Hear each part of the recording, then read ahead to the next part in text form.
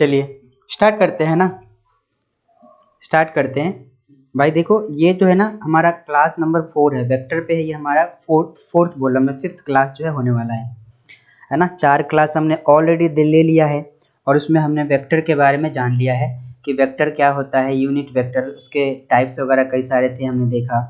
उसके साथ ही हमने प्रोडक्ट ऑफ वेक्टर को जान लिया है कि प्रोडक्ट ऑफ वेक्टर क्या होता है ना, जिसमें डॉट प्रोडक्ट के बारे में हमने डिस्कस किया था कल, है ना। कल हमने डॉट प्रोडक्ट के बारे में जाना था। डॉट प्रोडक्ट के बारे में मैंने बेसिक बातें आपको पूरा सिखा दिया था। यहाँ पे हमने स्टार्टिंग में थोड़ा बहुत मैं आपको एक्सप्लेन कर दूँ डॉट प्रोडक्ट के बारे में। तो हमने डॉट प्रोडक्ट के बारे में देखा था कि भाई साहब अगर हमें दो वेक्टर का, हमारे पास दो वेक्टर दे रखे हैं, है ना। लेट्स सपोज मैं यहीं से स्टार्ट कर देता हूँ, वेक्टर ए है एंड वेक्टर बी है। Vector A and vector B है तो इनका डॉट प्रोडक्ट कैसे निकालते हैं, A dot B is equal to A B cos theta होता है, जहां पर थीटा क्या होता है, सो थीटा हमारा इन दोनों वेक्टर के बीच का एंगल होता है, जो कि कहां से कहां तक लाई करता है, तो जो कि 0 से पाई तक हो सकता है। थीटा हमारा कहां से कहां तक हो सकता है, 0 या 0 से ज्यादा, या फिर पाई से पाई, या तो पाई से कम, यहाँ तक जो है थीटा हो सकता है। हमने ये चीज कल देखा था, है ना।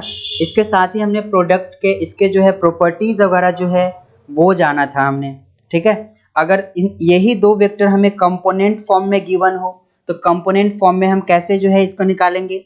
तो अगर हमें वेक्टर ए जो है गिवन है क्या, ले suppose x1 i cap plus y1 j cap plus z1 k cap लेते रखा है, और वेक्टर बी जो है हमें दे रखा है क्या, x2 i cap plus y2 j cap plus z2 k cap. तो हम इन दोनों का a डॉट बी कैसे निकालेंगे, a डॉट बी हमारा हो जाएगा कितना, तो भाई साहब ये हमारा हो जाएगा x1 x2 plus y1 y2 plus z1 z2।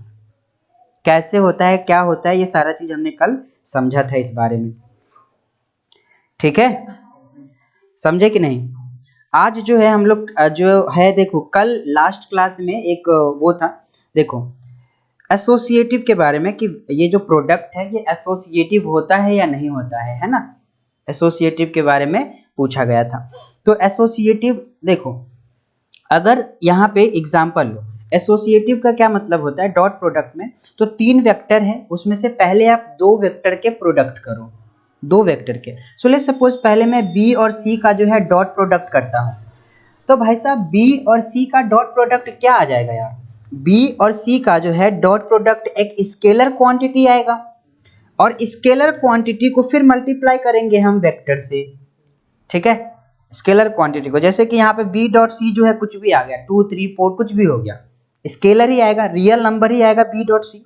अब उसको हम वेक्टर ए से मल्टीप्लाई कर देंगे तो वेक्टर ए में क्या होगा, इसके मैग्नीट्यूड में चेंज आ जाएगा, ठीक है, इसके मैग्नीट्यूड में चेंज आ जाएगा। यहीं पे अगर मैं बात करूं कि पहले चलो ए डॉट बी कर देता हूं और उसके बाद डॉट सी कर देता हूं, तो भाई साहब देखो इसमें क्या होगा, ए डॉट बी, ये कोई ना कोई फिर से स्केलर आएगा, उसको सी में मैं मल्टीप्लाई कर दे रहा हूं, तो ये कुछ और होगा और ये कुछ और होगा, तो ये एसोसिएटिव लॉ को फॉलो नहीं करता है, ठीक है। ये एसोसिएटिव लॉ को बिल्कुल भी फॉलो नहीं करता है, ठीक है, कम्यूटेटिव लॉ को फॉलो करता है।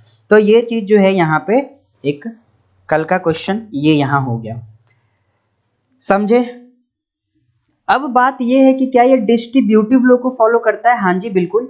अगर वेक्टर ए डॉट क्या है, वेक्टर बी प्लस सी है, तो इसको हम ऐसे लिख सकते हैं क्या, A dot B plus A dot C लिख सकते हैं, ठीक है। तो ये हमें करता है, किसको, डिस्ट्रीब्यूटिव लॉ को फॉलो। क्लियर है। अब आ जाइए, अब आ जाइए, आज के क्लास में कुछ नहीं सीखेंगे, पहले तो हम एग्जाम्पल्स को करेंगे, है ना। ये एग्जाम्पल्स है आपके सामने, तो इन एग्जाम्पल्स को करेंगे, जो कंसेप्ट हमने कल जाना है उन्हीं को मतलब इम्प्लीमेंट करेंगे, करेक्ट। तो आइए, अगर हमारे पास वेक्टर ए ये दे रखा है और वेक्टर बी ये दे रखा है और वेक्टर सी ये दे रखा है, तो आपसे कहा जा रहा है आप ए डॉट बी निकाल कर दिखाओ। 2 मिनट भी नहीं लगेगा, 2 मिनट क्या, 2 मिनट तो बहुत ही ज्यादा टाइम होता है यार। अगर हमें ए डॉट बी निकालना है तो एक बात देखो, वहां पे वेक्टर ए क्या है, आई कैप प्लस 2 जे कैप प्लस 3 के कैप, यही है ना। अच्छा जी, वेक्टर बी क्या है, -2 आई कैप प्लस 4 के कैप, जे कैप के साथ कुछ नहीं है तो हम ऐसे लिख दे 0 जे कैप प्लस 4 के कैप, कोई दिक्कत। अच्छा जी, सी वेक्टर क्या दे रखा है, आई कैप -2 जे कैप प्लस के कैप। अब पहला ए डॉट बी करना है यार, ये कंपोनेंट फॉर्म में है, कंपोनेंट फॉर्म में मैंने बताया है। ओ ओ ओ ओ ओ ओ ओ ओ आई कैप नहीं दे रखा है, तो यहाँ पे क्या हो जाएगा 0 आई कैप लिख लेते हैं हम, है ना, -2 जे कैप प्लस 4 के कैप। ओके, क्लियर है। तो ए डॉट बी पहला वाला जो है ए डॉट बी करते हैं, ए डॉट बी। तो ए डॉट बी ये वेक्टर कंपोनेंट फॉर्म में है, x1 I cap y1 J cap plus z1 K cap, और बी वेक्टर जो है x2 आई कैप y2 जे कैप और z2 के कैप। तो यहाँ पे ए डॉट बी क्या करेंगे, 1 इंटू 0 x1 x2 1 इंटू 0 जो कि 0 हो जाएगा, सो 1 इंटू 0 प्लस 2 इंटू -2 तो कितना हो जाएगा, ये माइनस का 4 हो जाएगा, 2 इंटू -2 फिर प्लस कितना हो जाएगा 3 इंटू 4, सो 3 इंटू 4 कितना हो गया, ये 0 -4 प्लस 12, तो ये क्या हो गया आपका भाई -4 प्लस 12 जो कि कितना मिल जाएगा 8 मिल जाएगा। तो ए डॉट बी आपको मिल जाएगा 8, करेक्ट। कोई डाउट यहाँ पे, तो ए डॉट बी मिल गया। इसी तरह से बी डॉट सी निकालना है, तो बी डॉट सी के लिए आप क्या करोगे, तो भाई साहब बी डॉट सी में हम लोग देखो बी डॉट सी इन दोनों को मल्टीप्लाई करेंगे, 0 और 1 कितना हो जाएगा 0, -2 और -2 4 हो जाएगा, -2 और -2 को मल्टीप्लाई करेंगे 4, तो दूसरा वाला कर लो, चलो क्या है बी डॉट सी है, तो 0 प्लस 4 हो गया, प्लस कितना हो जाएगा, तो 4 इंटू 1 कितना हो जाएगा, 4 इंटू 1 4 ही होगा ना, तो ये भी कितना मिल गया हमें 8 ही मिल गया, है ना। अच्छा जी, इसी तरह से तीसरे वाले पे आ जाओ, थर्ड वाले पे क्या करेंगे, A dot vector B plus vector C हो जाएगा ना। अब ये क्या है, ये तो कम्यूटेटिव लॉ को फॉलो, डिस्ट्रीब्यूटिव लॉ को फॉलो करता है ना, तो ये क्या हो जाएगा A dot B plus A dot C. अब ए डॉट बी तो हमने अभी निकाला ना, ए डॉट बी क्या है 8 है, बी डॉट सी निकाल लेते, सॉरी ए डॉट सी निकाल लेते हैं, कोई दिक्कत नहीं है, ए डॉट सी निकाल लो। ए क्या है, ये रहा, सी ये रहा, 1 1 है ना, तो ये तो हमारा हो गया 8 प्लस 1 हो गया इंटू, सॉरी प्लस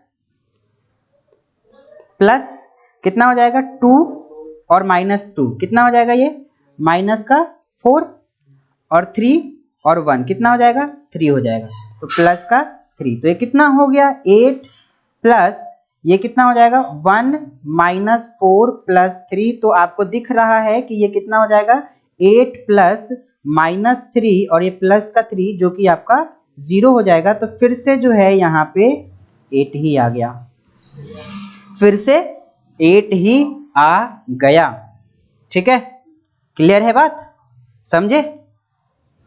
तो देख रहे हो किस तरह से अगर कंपोनेंट फॉर्म में वेक्टर हमें दे रखा है, तो कंपोनेंट फॉर्म में कैसे, तो सिंपल है यार, x1 x2 plus y1 y2 plus z1 z2 कर देंगे, है ना।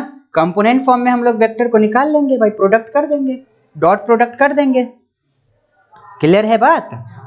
आइए इस वाले को आप कर सकते हैं, देखिए क्या है 2a vector -3a vector dot c vector, तो यार इजी है ना, पहले a वेक्टर को क्या है 2a दे रखा है, तो पहले a वेक्टर को 2 से मल्टीप्लाई कर लो, और फिर जो है b वेक्टर को 3 से मल्टीप्लाई कर लो, है ना, और इसमें से 2a वेक्टर में से 3a वेक्टर को माइनस कर दो, और फिर उसको c से डॉट कर दो, करके दिखा दो, देखो वेक्टर ए को 2 से मल्टीप्लाई करना है। 2a वेक्टर का क्या मतलब है? 2a फोर्थ नंबर कर रहा हूं मैं। 2a वेक्टर का क्या मतलब है भाई? वेक्टर a कितना है? वेक्टर a हमारा जो है ये दे रखा है ना? तो इसको वेक्टर a जो है जो भी दे एक मिनट,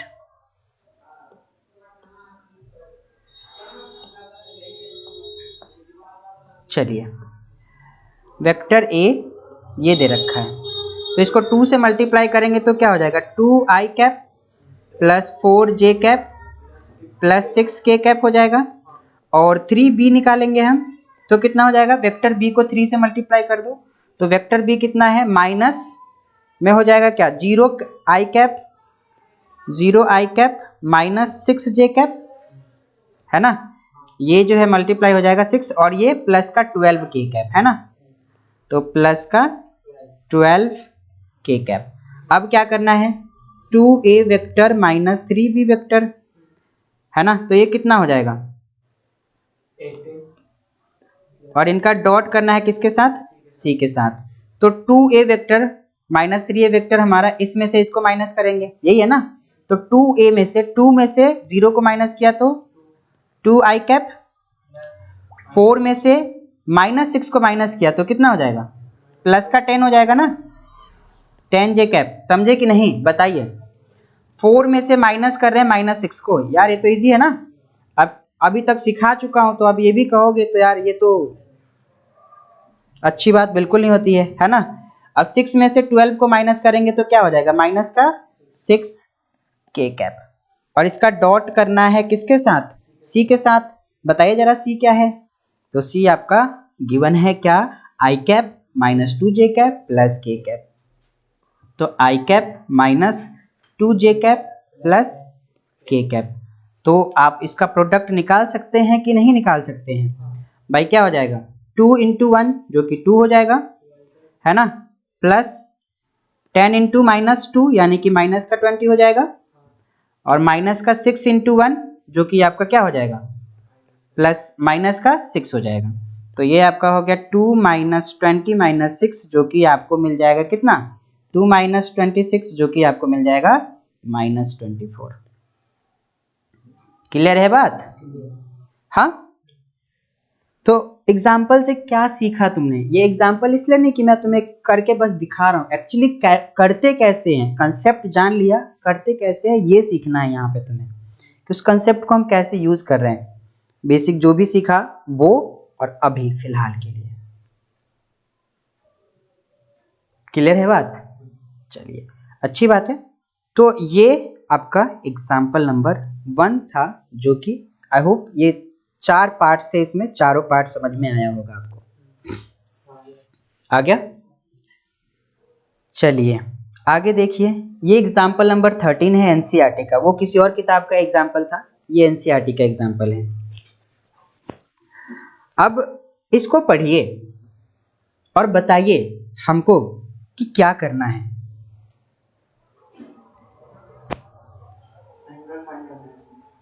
एग्जैक्टली एंगल निकालना है। कौन कौन से वेक्टर के बीच में? ए और बी के बीच में। हमें दे रखा है कि वेक्टर ए का जो मैग्नीट्यूड है वो 1 है और वेक्टर बी का जो मैग्नीट्यूड है वो 2 है। और ए डॉट बी जब करते हो तो 1 मिलता है। ए डॉट बी करने पे कितना आता है? 1 आता है। ठीक है, तो हमें पता है यार, हमें गिवन क्या है? A dot B is equal to 1 और वेक्टर ए का मैग्नीट्यूड कितना? 1 और वेक्टर बी का मैग्नीट्यूड कितना? 2 दे रखा है ना? अच्छा तो बताइए जरा ए डॉट बी क्या होता है? ए डॉट बी क्या होता है? ए बी कोस थीटा होता है ना? ए बी कोस थीटा, है ना? ये मैग्नीट्यूड ऑफ ए है, वेक्टर ए का मैग्नीट्यूड, वेक्टर बी का मैग्नीट्यूड, और ये थीटा जो है दोनों के बीच का एंगल है और वही तो हमें निकालना है, थीटा ही तो निकालना है हमको। इज इक्वल टू क्या हो जाएगा? 1। ए कितना? 1, बी कितना? 2। तो यार ये तो 1 into 2 into cos theta is equal to 1। तो यहाँ से कोस थीटा क्या मिल जाएगा हमें 1/2। अब थोड़ा सा वैल्यूज ट्रिगो का वैल्यू हमें याद होना चाहिए, अगर नहीं याद है तो अभी भी टाइम है, याद कर लो। 12th 11th में भी पढ़ा होगा तुम लोगों ने, 11th में तो भरमार ट्रिगो था, है ना। तो याद होने चाहिए वो वैल्यूज। अब कोस वाले टेबल में जाओ और देखो कि कोस कितना जो डिग्री होता है या रेडियन होता है उसका वैल्यू 1/2 है, तो जाहिर सी बात है 60 मतलब π/3। तो cos theta is equal to इस π/1/2 को हम लिख सकते हैं क्या, तो इसको लिख सकते हैं कोस π/3। अब ऑन कंपेयरिंग बोथ, दोनों को कंपेयर करने पे कोस थीटा कितना होगा π/3 हो जाएगा। सो आर थीटा इज π/3। तो ये हो गया एंगल, ये आंसर हो गया हमारा। इन दोनों वेक्टर के बीच में जो एंगल है वो π/3 है। क्या कहते हो? हाँ, समझ में आ गया ना। सिर्फ समझ में नहीं, करना भी है, क्वेश्चंस करने हैं। ये तो एग्जांपल ले रहा हूँ, एक्सरसाइज के सवाल करने हैं, खुद से ट्राई करने हैं, है ना। आइए आगे देखते हैं फिर से। अब ये वाला फिर से एनसीईआरटी का एग्जांपल है आपके सामने। हमसे बोला जा रहा है फिर से थीटा निकालिए आप इन दोनों वेक्टर के बीच में। अब आपको कंसेप्ट याद हो तो कंसेप्ट हमने आपको सिखाया है, कल ही तो सिखाया था। क्या सिखाया था कि अगर ए वेक्टर जो है x1 i कैप है प्लस y1 j कैप है प्लस z1 k कैप है, और बी वेक्टर जो है x2 i कैप है प्लस y2 j कैप है प्लस z2 k कैप है, कहीं कहीं पे अगर ये a1 है ना, b1 c1 a2 b2 c2 है तो घबराना मत, सेम चीजें हैं, ठीक है। तो इस केस में अगर मुझे थीटा निकालना है तो कैसे निकालूंगा, तो हमें पता है कोस थीटा बराबर क्या हो जाएगा, कोस थीटा बराबर हो जाएगा हमारा vector A dot vector B upon क्या, mod of A vector, mod of A vector into mod of B vector. A dot B क्या होगा, तो ए डॉट बी हमें पता है x1 x2 है ना, x1 x2 और plus y1 y2 plus z1 z2 हो जाएगा। और उसके बाद ए वेक्टर का मैग्नीट्यूड जो है x square root of x1 का स्क्वायर y1 का स्क्वायर z1 का स्क्वायर, बी वेक्टर का मैग्नीट्यूड x2 का स्क्वायर y2 का स्क्वायर z2 का स्क्वायर। हमने कल ही तो सीखा था इस चीज को, क्या कह रहे हो, सीखा था। और ये हमने देखा था कि ये कुछ ऐसा आएगा। तो अब हम इसको तो कर सकते हैं ना, चलो फॉर्मूला भी रिवाइज करवा देता हूं मैं, x1 x2 plus y1 y2 plus z1 z2 upon में क्या होगा भैया, तो अपॉन में हो जाएगा क्या, x1 का square square root of x1 का स्क्वायर y1 का स्क्वायर प्लस z1 का स्क्वायर इंटू क्या, x2 का स्क्वायर प्लस y2 का स्क्वायर प्लस z2 का स्क्वायर। अब आप खुद ही बताइए, क्या आप ये नहीं निकाल सकते हैं इस वेक्टर से, और क्या आप ये नहीं निकाल सकते हैं इसका, क्या आप इसका मैग्नीट्यूड नहीं निकाल सकते हैं, निकाल सकते हैं ना। तो फटाफट से आप निकालिए, a डॉट बी कितना हो जाएगा, a डॉट बी हो जाएगा, देखो 1 यहाँ पे आई कैप के साथ कोफिशिएंट क्या है 1 इंटू 1, तो कितना आ जाएगा 1 आ जाएगा, प्लस जे कैप का कोफिशिएंट 1 इंटू -1 तो कितना आ जाएगा माइनस का 1, और के कैप का कोफिशिएंट -1 इंटू 1 तो कितना आ जाएगा फिर से प्लस माइनस का 1, तो ये कितना आ जाएगा 1 -1 -1 जो कि आपको मिल जाएगा -1। क्लियर है? अच्छा जी, अब जरा मैग्नीट्यूड भी निकाल लीजिए साथ साथ में। ए कैप कितना, ए वेक्टर का मैग्नीट्यूड कितना हो जाएगा, तो 1 का स्क्वायर प्लस 1 का स्क्वायर प्लस -1 का स्क्वायर जो कि आपको मिल जाएगा √3। क्या कहते हो, √3 मिल जाएगा ना, दो इसमें एक तो माइनस आएगा, कहाँ पे, इसमें तो फर्क कोई नहीं पड़ता है मैग्नीट्यूड पे, स्क्वायर है ना इसीलिए। अब यहाँ पे क्या हो जाएगा, वेक्टर बी कैप क्या का मैग्नीट्यूड कितना हो जाएगा, कैप बोल रहा हूँ मैं, तो फिर से ये 1 का स्क्वायर प्लस -1 का स्क्वायर प्लस 1 का स्क्वायर जो कि क्या मिलेगा फिर से √3। चलिए √3 हो गया। अब यहाँ से भाई साहब कोस थीटा जो है is equal to A dot B. A dot B क्या होगा? -1, तो -1 अपॉन ये वाला जो है ये आ चुका है, जो कि कितना आया है? जो कि √3 आया है। तो √3 लगा दो इंटू √3 लगा दो। तो √3 इंटू √3 क्या होता है? Cos theta is equal to -1 upon √3 into √3 क्या हो जाएगा? 3 हो जाएगा। ठीक है, क्या हो जाएगा? 3 हो जाएगा। अब यहां से थीटा निकालना पड़ेगा हमको। थीटा क्या होगा? थीटा हमने आपको बताया था कि ये हो जाएगा। अब यहाँ पे पाई 1/3 तो हमें नहीं मालूम, नहीं समझे? 1/3 तो टेबल में कोस के किसी में आता ही नहीं है, तो कोस इनवर्स क्या हो जाएगा? कोस इनवर्स -1/3, ये थीटा हो जाएगा। अब कोस इनवर्स -1/3 इनवर्स ट्रिगो में पहुंच जाओ, और वहां पे क्या हमने एक फॉर्मूला पढ़ा था, कोस इनवर्स -x क्या होता है? माइनस कोस इनवर्स x नहीं, ये होता है pi minus cos inverse x, होता है ना? तो यहाँ पे आ जाएंगे अब फिर से, तो यहाँ पे पाई माइनस ये कर सकते हैं। ठीक है, यहाँ रहने दो, कोई दिक्कत नहीं है, इतना रहने दो। ठीक है, यही है ना?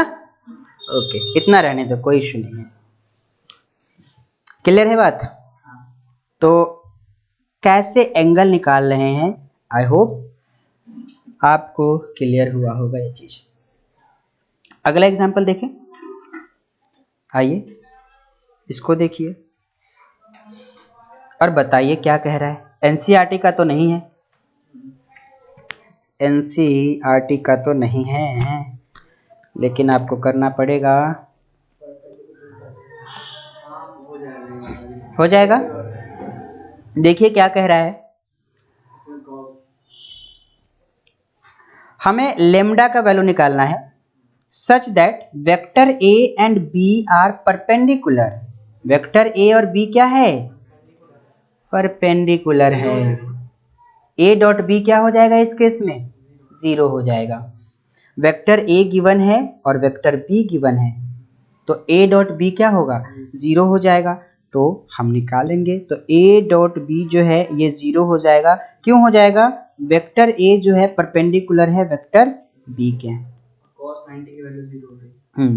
ए डॉट बी हमारा क्या होगा? ए डॉट बी हमें मालूम है भाई साहब, ए डॉट बी जो है ए बी कोस थीटा होगा, और यहाँ पे थीटा जो होगा वो 90 डिग्री होगा, यानी π/2 हो जाएगा।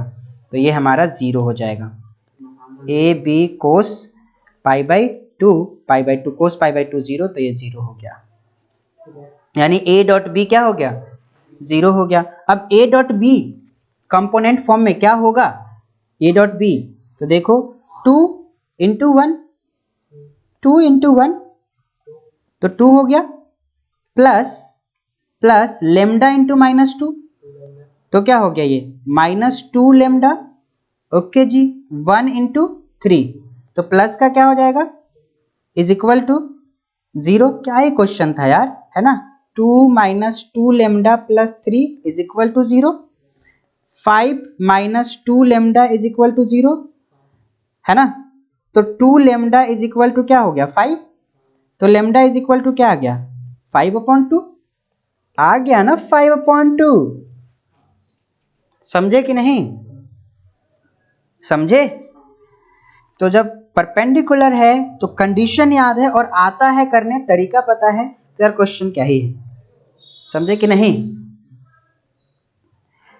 चलो भैया ठीक है, ये भी एग्जाम्पल हमने समझ लिया। हाँ, कंसेप्ट सिखाया तो था आपको।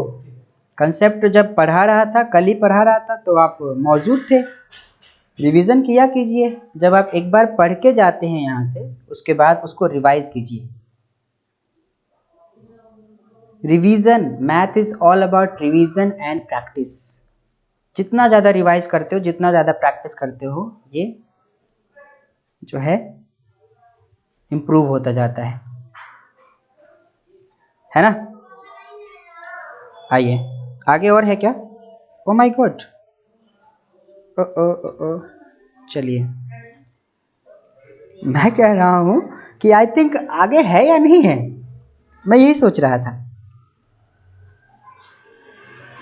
अब ये वाला क्वेश्चन देखिए, अभी जस्ट जो क्वेश्चन किए हो ना, कुछ उसी तरह से है, something like that, something something something नहीं है, उसी तरह है ना। तो इसमें क्या करना है, वेक्टर ए गिवन है, वेक्टर बी गिवन है, आपको शो करना है कि वेक्टर जो है ए प्लस बी और ए माइनस बी जो है ना, ये परपेंडिकुलर है। हाँ, ये शो करना है। तो अगर ये दोनों वेक्टर परपेंडिकुलर हुए तो इनके डॉट प्रोडक्ट क्या होंगे, जाहिर सी बात है जीरो होंगे। ए प्लस बी और ए माइनस बी जीरो होंगे। तो क्या आप ए प्लस बी निकाल सकते हो क्या भाई साहब, vector A plus vector B निकाल सकते हो?